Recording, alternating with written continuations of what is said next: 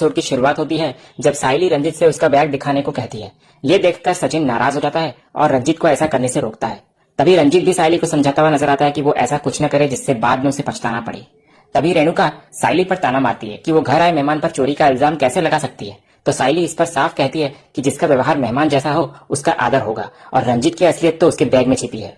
तभी सचिन फिर से साइली को रोकने की कोशिश करता है, लेकिन रंजित खुद ही बैग चेक करवाने को तैयार हो जाता है। फिर साइली बैग की तलाशी लेती है, लेकिन उसमें कुछ भी नहीं मिलता। तो इस पर सचिन नाराज होकर साइली को ताना देता है और कहता है कि रंजित की सबके सामने उसने बेइज्जती कर डाली। वो ये भी कहता है कि अगर शक बाकी है उसका तो वो पॉकेट भी चेक कर ले रंजित का। तभी इधर रंजित दिखावे में दुखी होकर कहता है कि अब वो इस घर में कभी नहीं आएगा और उसे लगता है उसकी किस्मत ही खराब है। वो ये मानता है कि उसने सचिन को भाई माना था, लेकिन अब उसे समझ आ गया कि खून का रिश्ता ही असली होता है। फिर साइली इस बात पर अड़िग रहती है कि उसने खुद रंजित को चोरी करते देखा है। तो सचिन निराश होता है कि साइली ने उस पर भरोसा नहीं किया, जबकि वो हमेशा उसका साथ देता आया है। इधर रेणुका भी साइली पर ताना मारती है कि पहले जब उसके भाई पर शक हुआ था तब साइली ने पूरा घर सिर पर उठा लिया था और आज वही काम वो खुद कर रही है। वो रंजित को ईमानदार और मासूम बताकर उसका पक्ष लेती हुई नजर आती है।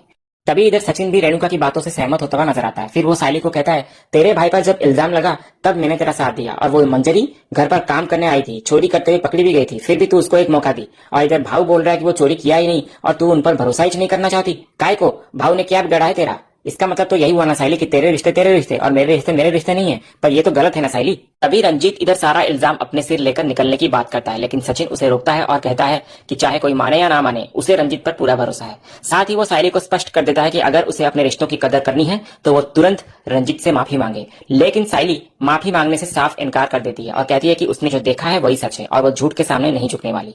तभी रोशनी इधर सिचुएशन को थोड़ा शांत करने की कोशिश करती है और साइली को कहती है कि एक सॉरी बोलने से कोई छोटा नहीं हो जाता। लेकिन साइली साफ कहती है कि अगर वो गलत होती तो वो 100 बार माफी मांग लेती, पर अब बात सच्चाई की है।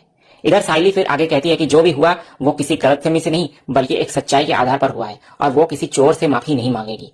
तो रंजीत फिर से दिखावे में अपने कर्मों को दोष देता है और खुद को पुण्य का हकदार नहीं बताता है।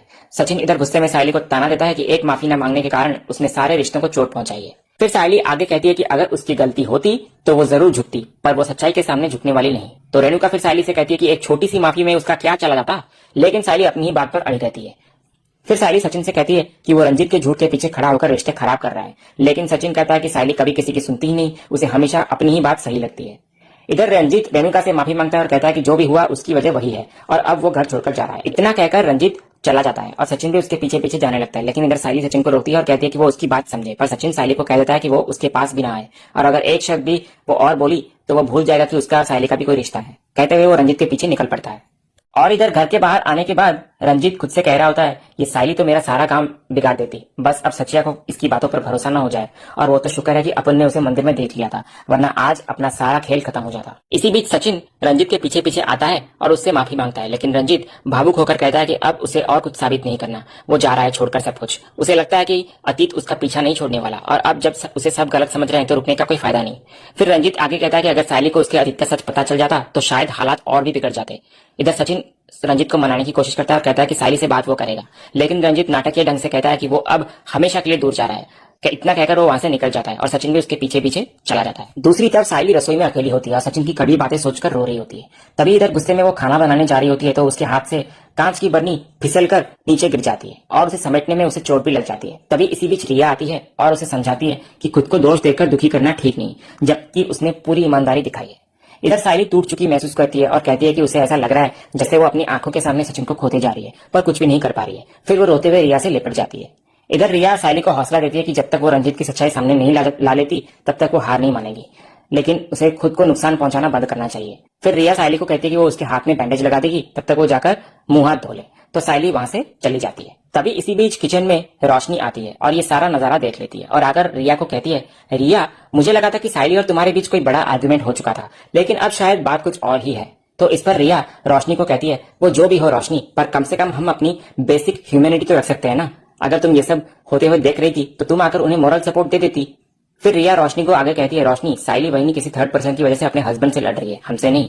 तो इस पर रोशनी रिया को कहती है कि साइली यहाँ पर गलत है क्योंकि वो किसी पर भी ऐसा चोरी का इल्जाम नहीं लगा सकती। तो रिया रोशनी से कहती है कि उसे कैसे पता कि साइली गलत है। फिर रिया आगे कहती है, अगर साइली बहनी कह रही है कि उन्होंने देखा है तो तुम्हें कैसे पता कि वो झूठ बोल रही है, तुम ठीक है वहां पर। तो इस पर रोशनी चुप हो जाती है उसके बाद रिया आगे रोशनी से कहती है, हम तीनों इस घर की बहुएं हैं रोशनी, तो कम से कम हम तीनों को तो एक दूसरे के लिए स्टैंड लेना चाहिए ना। अगर कोई परेशान है तो बिना जज किए हमें उसे सपोर्ट करना चाहिए। और टाइम कभी भी एक जैसा नहीं रहता रोशनी, हमेशा बदलते रहता है। तो हो सकता है कि कल को साइली वहिनी की जगह तुम हो और तुम्हें सपोर्ट करने वाला कोई भी ना हो।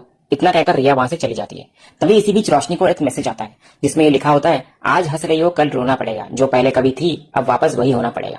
जब अतीत का दरवाजा खुलेगा तो तुम्हारी जिंदगी को तब सोना पड़ेगा।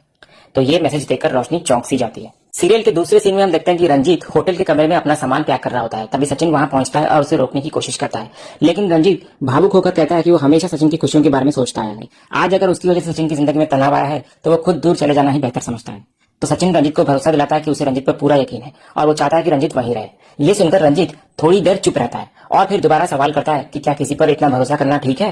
तो इस पर सचिन अपने बीते वक्त को याद करता है और कहता है, जब कोई नहीं था उसके साथ तब रंजीत ही उसका सहारा बना था, इसलिए आज वो भी उसी भरोसे को निभाना चाहता है। इतना कहकर सचिन रंजीत के लिए पानी लेने बाहर चला जाता है। फिर इधर सचिन के जाने के बाद रंजीत अपने बेड के गद्दे के नीचे से एक मोबाइल निकालता है और उसमें से अपने आदमी को कॉल करता है और उससे पूछता है कि उसने गहने बेचे कि नहीं।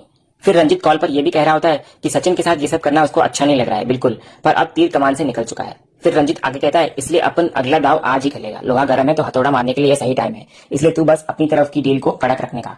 इतना कहकर रंजीत कॉल कट कर देता है। सीरियल के दूसरे सीन में हम देखते हैं रात का समय होता है जहां घर पर परेश लौटता है और तभी साहिल को रोते हुए चेहरे को देखकर परेश उससे पूछता है कि क्या हुआ है। फिर परेश पूछता है, सचिन कहाँ पर है, उसने कुछ कहा क्या उससे। तभी उसी वक्त रेणुका आ जाती है और परेश से कहती है, परेश उससे क्या पूछ रहे हो और सचिन कैसे घर आएगा, तुम्हारी इस लाडली बहू से पूछो कि क्या ड्रामा किया है आज इसने।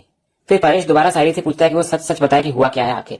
तो साहिली इधर सारा कुछ सच परेश को बताने लगती है कि कैसे उसने रंजीत को चोरी करते हुए देखा और आकर सचिन को बताया, लेकिन सचिन ने उसका भरोसा ही नहीं किया। उसके बाद साहिली इधर भावुक होकर परेश से पूछती है कि क्या गलत को चुपचाप देखना सही होता है और क्या गलती सिर्फ इसीलिए मानी जाती है क्योंकि कोई सबूत नहीं है।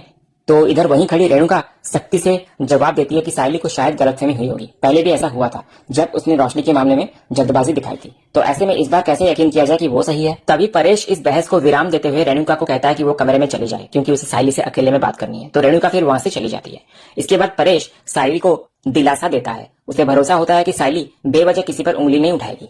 तभी साहिली अपने दिल की बात रखते हुए परेश से कहती है कि उसे लगता है कि रंजीत के सचिन की जिंदगी में आने के पीछे कोई गहरा मकसद छिपा है। सीरियल के दूसरे सीन में हम देखते हैं कि होटल में रंजीत और सचिन एक साथ बैठे हुए होते हैं। तभी सचिन रंजीत को दिलासा देता है कि जो कुछ भी हुआ उस पर वो दुखी ना हो और खुद को बेहतर महसूस करने की कोशिश करे। तो रंजीत इधर थोड़ा भावुक होने का नाटक करता है और कहता है कि उसकी किस्मत ने कभी उसका साथ नहीं दिया।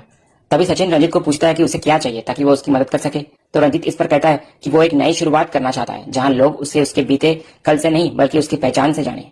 वो आगे कहता है कि जब उसे सचिन जैसा दोस्त मिला तो उसे उम्मीद जगी कि जिंदगी बदल सकती है। जैसे सचिन ने मुश्किलों से निकलकर एक नई शुरुआत की वैसे ही वो भी चाहता है, लेकिन उसका अतीत उसके रास्ते में दीवार बनकर खड़ा है।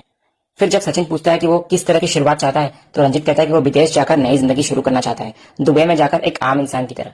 वो बताता है कि अगर उसके पास 2 लाख रुपए होते तो वो